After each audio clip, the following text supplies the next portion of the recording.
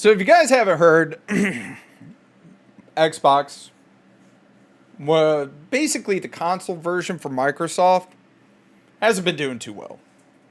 And by too well, I mean they're shutting down studios. They're doing all kinds of craziness. So this week alone, they shut down 4 studios. 4. And they're trying to regroup and figure it out. So let's get into this because I actually found a really, really good article from IGN talking about Phil Spencer and the battle for the Xbox soul. So let's get into it. I always think it's funny because I thought I had messed up my camera when in fact I did not. So anyways, Microsoft announces 4 studio closures including Arcane Austin and Tango Gameworks. Mind you, Arcane Austin, they made Prey, they made Dishonored, they made Deathloop, which was actually a really good game, and then they made Redfall, which of course, as most of us know, Redfall kind of just fell on its face. Where Tango Games was the maker of Hi-Fi Rush and The Evil Within, right? So these are 2 studios that have made some amazing, and I mean amazing games over the last 10, 15 years. But it was not enough to actually save them. Which gets us into this article. Now, this article I thought was kind of interesting because it's going to be talking about Phil Spencer and the battle for the Xbox soul. I love how they worded that. Once a scrappy startup within a buttoned-up institution, Xbox and its longtime leaders are now struggling to resist buckling under the weight of being very thing they once stood against. And I mean, don't get me wrong, Phil Spencer, he's actually, he's for the gamer. I know it doesn't seem like that right now, but it's because of all the BS that they're dealing with. Some of you have heard this one before. Xbox stepped on a rake again. For the umpteenth time in the past decade, Microsoft has found itself on the wrong end of bad news. And as usual, it's self-inflicted. Just like Team Green was starting to gather some positive momentum, Fallout is the biggest TV show and boosting the Fallout games. Along with it, the launch of Senua's Saga, Hellblade 2, is imminent. And mind you, Hellblade 2 is supposed to be one of the flagship games for the Xbox this year. But of course it's not an Xbox exclusive because you're going to have the ability to play it on the PC. Like I said, they preach up and down that exclusives don't drive console sales. Exclusives don't do this, they don't do that. No, 100% they do. And I know I've said this before. And it may be a very kind of prestige single player narrative driven third person action adventure.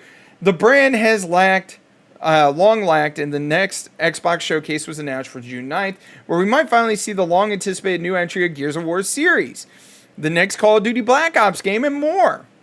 And you know what? I think it's kind of weird, right, to be able to sit here and be like, bro, the Xbox showcase is coming up, and you know what we're looking forward to? The Call of Duty announcement. Because with that acquisition, we'll get into that here in a second.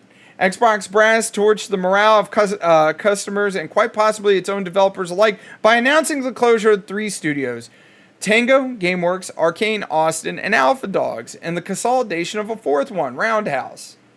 That's a consolidation isn't exact. I think a consolidation is more or less, it is a closure, period, end of story. There's no getting around that. It is a closure. You may not, for the most part, most people are going to be like, oh, consolidation isn't a closure. No, 100% it is. Fans were quick to point back to recent and now hypocritical quotes from the Xbox executives, such as marketing boss Aaron Greenberg, saying last year that Just Ask the developer Tango Gameworks. Hi-Fi Rush was a breakout hit for us employees and all the key measures and expectations. Which, like I said, to me, it doesn't make sense that they're going to close down a game studio such as Tango that had a massive success story for them within the last year or 2. Now, Arcane, okay, I can understand that because, don't get me wrong, Deathloop came out, 4 or 5 years ago? Maybe 3? And Deathloop was a lot of fun. Now, a lot of people didn't like the idea of Deathloop. I think the last major hits they had were the Dishonored games. And then have, to be basically pressed into the corner with this Redfall I think that's the nail in the coffin that did them in.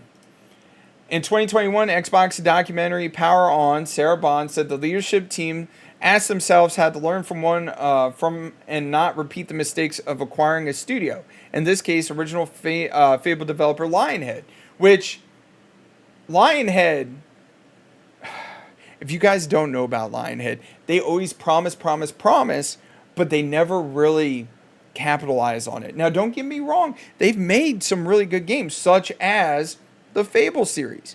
But there's a lot of games they promised that never came out, that never showed up, that never, the man that was in charge of Lionhead should have, that man, biggest con man in the world, I swear to God. Go look it up. There's videos about him on YouTube about the promises and broken promises he's made. And 1 year ago, in the wake of Redfall's disastrous launch, Xbox boss Phil Spencer said, "One thing I won't do is push against the creative aspirations of our team. When a team like Rare wants to do Sea of Thieves, when a team like Obsidian wants to do Grounded, when Tango Gameworks wants to do Hi-Fi Rush, when everyone thought they were probably doing The Evil Within 3, I wanted to give it to the teams the creative platform to go out and push their abilities, to push their aspirations." Well, they did that, and they made a great game, so why shut them down? It doesn't make sense to me. At best, those once reassuring quotes ring hollow today at worst. They're outright lies. See? We've come a long way from the Xbox fans once proudly decreeing "Infill we trust" and posting Photoshop Dark Knight Esquisse, whatever, "I believe in Phil Spencer" buttons. Like the Dark Knight says, you either live long enough to be the hero or die, you either die the hero or live long enough to become a villain. And like I said, I have nothing but love for Phil Spencer. He does what he thinks is best. And I feel like as of right now, a lot of this is corporate, hublub that's coming out. Awfully, Bloomberg reports that Microsoft might not be done making cuts, which would not surprise me. So this may very well get worse before it gets better for developers. That would mean further job losses. Because you got to look at it. They acquired Activision Blizzard, right? So they could cut back, theoretically, on a lot of these smaller studios and just push it off on Activision Blizzard. I don't know. That's what I thought. And for gamers, that reportedly might mean another possible Xbox Game Pass Ultimate price increase, which to me would be dumb. I don't think that there's any need to increase the price of Game Pass Ultimate right now as it is, because in my opinion, Game Pass Ultimate really does not give as much as, PlayStation Plus. That's my opinion now, and granted, I am a huge fan of Xbox. So how did we get here? We can't stop Xbox tripping over its own feet, and when the Xbox organization grew so massive over the past half decade and it reached an extent, not just to consoles, but any device capable of playing video games, can the soul of Xbox ever be saved? I don't think so. I think as of right now, Microsoft's looking at this and they're going ka-ching, ka-ching, ka-ching. They're looking to try to capitalize on everything and make that money. I spoke with two former longtime Xbox employees separately and both laminated the current state of the business. One told me prior to this week's awful studio closures, I've had lengthy conversations with a bunch of Xbox founders, and we all came to the same conclusions. It's no longer Xbox, but Microsoft Gaming. I hate to say it, but I've said it before, and I'll say it again. I would not be surprised if this is the last generation of Xboxes. I know a lot of people get upset when I say that, but 100% I believe that.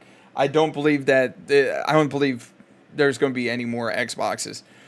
The other chatter with me at length, the Bethesda bloodbath, and believe Xbox is now too big, too quickly, or easily get its house in order. There's just too much surface area. They have effectively three huge companies at play, and Microsoft never really finished the integration with Bethesda. And Activision is like the three times the size that Xbox was. They added the Xbox 360 launch with a few hundred people. Last I heard, the Xbox is now over 30,000 people. So at Xbox 360 launch, few hundred, and now we're at 30,000. That's insane. That is a massive explosion. And The other thing, which is going to be a very unpopular opinion, Bethesda. In my opinion, Bethesda, they make good RPGs, but a lot of their RPGs are just copy and paste, copy and paste. There's no real like added depth to the game. Look at Skyrim. In my opinion, Skyrim's okay game. I don't think it's a great game because of the amount of bugs in it. And I mean, that's the problem they're having is there's a lot of buggy games coming out and issues with games that are coming out. And I think Bethesda is, Fallout 76 is a perfect example. The curtain's getting pulled back and people are like, oh shit, they're really not that good. So the darling of the gaming industry, which was Bethesda, is finally getting, the axe because, what was it, Starfield or whatever, Starfield, I don't think lived up to expectations that everybody was expecting it to. And that growth has led to the Xbox veterans' opinion, increased oversight and meddling from the further ups in Microsoft's food chain. The reason why this seems so innocent with previous Xbox leadership team statements is that these decisions probably aren't being made by Phil. Like I said, this is all getting dictated by Microsoft CEO and Microsoft CFO, and it all stems from Activision's acquisition, which I've been saying that forever. And that is, I went and I looked it up, $68 billion. Now, it's one thing to acquire Bethesda because I think they acquired Bethesda for a much lower price than the $68 billion for, Activision Blizzard. So once you get into ballpark figures like that, you better start making money. And I think that's why they're coming in. The long-tenured Xboxers continued. The situation Xbox was in when they made this call was a much different one. They couldn't keep consoles in stock, making money hand over fist with Game Pass growth. The Activision acquisition seems to be like a no-brainer.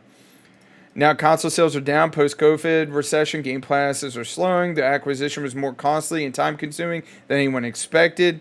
Well, that's because of Sony and PlayStation calling foul, which, if you guys didn't know, I think they are on the verge of a monopoly when it comes to media, not just like on the nobody ever talks about Sony and like some of the acquisitions that they make. Like right now, they prepared a bid for Paramount. Take a look at that and just be waiting for that. And for the focus on fighting the FTC probably cost them time they didn't have spent thinking through the people and the studios implicated. I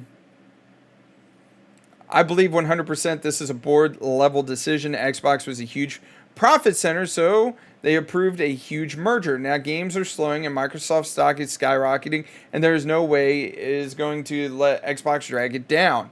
Which, I mean, it makes sense because you got to realize a lot of these executives, they're looking at percentages, they're looking at costs, they're looking at all kinds of stuff that will potentially impact the stock. And then on top of that, potentially could impact their bonuses. So they want to go and they want to try to, meet these check marks so that they can get paid hundreds of millions of dollars to do nothing other than like, I don't like that. And I mean, I'm serious. Go and look into some of these bonuses. Like the Activision guy, like who was accused of all that bullshit.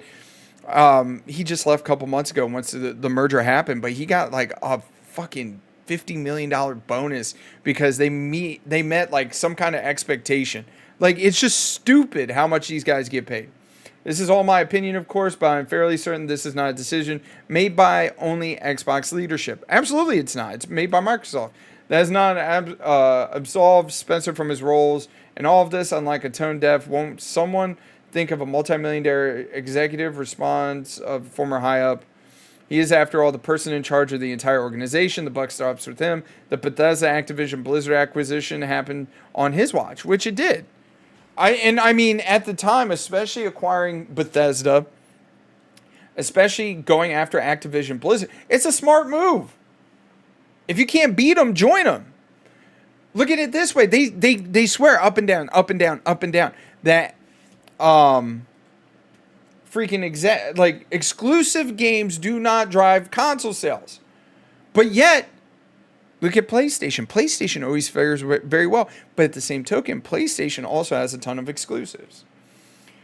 As such, he is no more shielded from criticism for being, by most accounts, including my own, a nice guy that star professional athlete is from underperforming on the field despite regular signing autographs and before and after kids. But no matter who's to blame for the weight of the Activision seemingly tipped Xbox scale out of balance, which it did, because like you're acquiring World of Warcraft, you're acquiring Call of Duty, you're acquiring massive fucking franchises that you either keep exclusive to the Xbox or to the PC/Xbox, or you share with the PlayStation, and you're going to make money. It is not fair to wonder if how Spencer can save the Xbox soul as Xbox gaming brand that means anything to gamers anymore. Can it stand toe-to-toe with Sony and Nintendo? And if the answer to the question is yes, then what defines Xbox? Is it Xbox Game Pass? Is it big exclusive franchises? Halo, Forza, Gears of War, Fable, Elder Scrolls, Fallout, and Doom? Is it gaming anywhere seemingly through the PC, mobile cloud, blah, blah, blah? Can't be any of these. Should it be out? After all, when you think of either PlayStation or Nintendo, you arguably think of one of the things that makes things stand alone. Consistently incredible games, exclusive games, that's it. Which is 100% true. There's no reason for Xbox to be struggling like it is, considering you have Halo, you have Gears of War, you have these amazing titles that you just you cast off and they go into cryo freeze like Master Chief at the end of Halo 3. And you don't, hey, call me when you need me. So they'll pump, a terrible game out every couple years. If the board is pushing Xbox in this direction, will Spencer push back? These decisions, no matter who's making them, are costing Xbox an incredible amount of both talent and community trust. Spencer knows that, and it falls to him to fix. To this point, I would have argued with it up until this week. Spencer's 10-year term as a head of Xbox can be summed up as gamers' first initiative like backwards compatibility, accessibility, crossplay, and Xbox Game Pass. Like I said, when it comes to Phil Spencer, he does a lot for us as the gamers. And this is the first time where I'm like, does he really have us in mind? And 100% right there, backwards compatibility, accessibility, crossplay. Because, I'll tell you, the crossplay aspect, Microsoft was always on board with. And it was Sony that was like, we don't want it. We want to protect our people. And that's the shit part. But he has yet to deliver either the single breakthrough blockbuster game that captures the zeitgeist or the steady flow of high-quality exclusive games that breed loyalty to a platform. Now, though, he is likely to remember primarily by how he handled this moment. Can he organize a 5-company monolith? Xbox, Bethesda, Activision, Blizzard, and King. By the way, King is like a mobile platforming. I don't know if guys know that, like Candy Crush. Into a singular entity that makes both gamers and shareholders happy. Is that even possible? I'm surprised they didn't throw Mojang up there because, by the way, they own Minecraft. Microsoft does. If he can't, the Activision Blizzard King acquisition may ultimately provide to be more trouble than what it's worth. It does sadden me because, I always tell people the one thing that really, I think the golden age of gaming, period, end of story, and the best console ever created was the Xbox 360. Especially with Xbox Live. I remember being in high school, going over to my homie's house, playing Gears of War. I remember when I finally got Xbox and begging my mom to upgrade the internet to cable internet because we had dial-up until I was 17, 18. It was all because of Xbox. And now, this might be the end. 100%. Let's go full screen. I want you to hear y'all's opinion. Do you think this is the end of Microsoft? Or do you think this is just the beginning of, not the end of Microsoft, the end of Xbox, I should say. Or do you think this is the beginning of Microsoft games? Not Xbox. Not that stuff anymore. Do you think this is the end of Xbox and the beginning of Microsoft games. Let me know in the comments down below. Don't forget to mash that like button and subscribe. Every little bit does help out. We're on our way to 8,000. I can't do this without you guys. Anyways, we're going to end the video right there. I know I've yapped for way too long. Y'all take it easy. Have a wonderful day, and I'll catch you later.